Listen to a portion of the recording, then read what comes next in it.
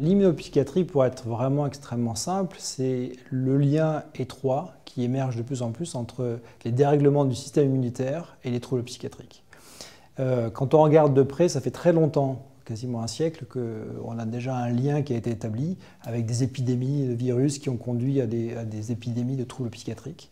Donc ça fait très longtemps que c'est là, et aujourd'hui c'est un domaine qui est en plein essor, parce qu'on a depuis 20 ans des évidences, alors là dans la recherche fondamentale, extrêmement claires, comme quoi le système immunitaire façonne le développement du cerveau.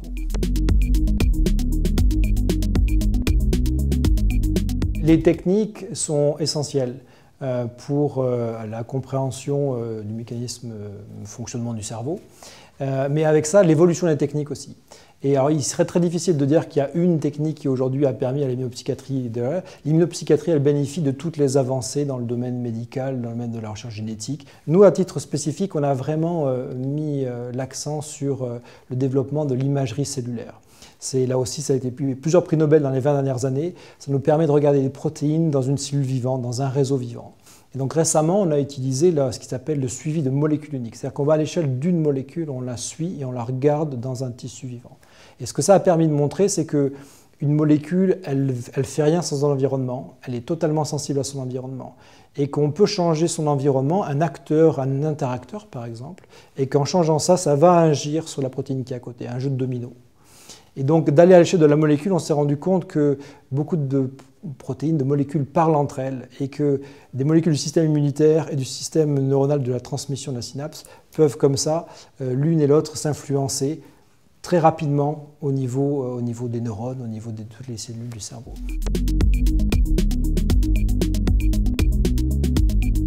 Mon axe de recherche, il est extrêmement simple. Il est d'essayer de comprendre comment la synapse fonctionne quand tout va bien et quand le cerveau d'un bébé est en train d'apprendre le monde. Et comment cette synapse peut être déréglée dans des pathologies psychiatriques qui souvent ont une origine développementale.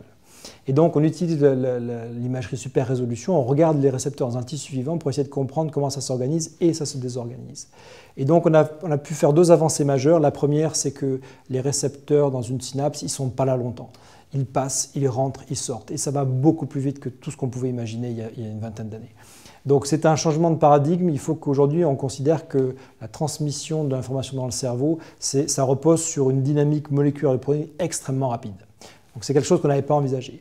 Mais par contre, ça ouvre des perspectives réelles pour la compréhension de maladies. C'est qu'on voit qu'il suffit de dérégler un tout petit peu ce flux constant de molécules pour que tout parte de travers.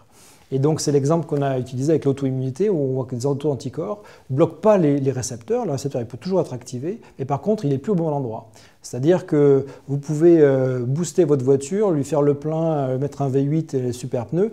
En fait le GPS est cassé, donc vous allez tourner en rond et vous n'allez pas pouvoir trouver la bonne place. Donc c'est vraiment nouveau d'un point de vue mécanisme d'approche, et c'est aussi évidemment nouveau pour des mécanismes thérapeutiques possibles. Parce qu'à partir de là, l'idée, c'est plus de mettre le plein dans la voiture, c'est plus de suractiver le récepteur, c'est de le forcer à rester au bon endroit. C'est de l'empêcher de quitter la synapse. Et donc ça, c'est pour l'industrie pharmaceutique, c'est aussi, on a des contacts bienveillants, c'est aussi un changement de vision. Pendant 50 ans, il y a eu des milliards d'euros investis pour essayer de traiter les troubles psychotiques, en activant ces récepteurs, en les bloquant spécifiquement. Rien n'est sorti malheureusement parce que potentiellement, ce n'est pas le problème de l'activation du récepteur, c'est le problème de le stabiliser au bon endroit et de l'empêcher de partir. Donc notre modèle de travail, c'est ça, c'est comment ça se passe quand tout va bien, quand le cerveau se développe et que les récepteurs trouvent leur équilibre, et qu'est-ce qui les déséquilibre dans les troubles psychotiques, on a quelques pistes, et comment on va pouvoir essayer de corriger ça.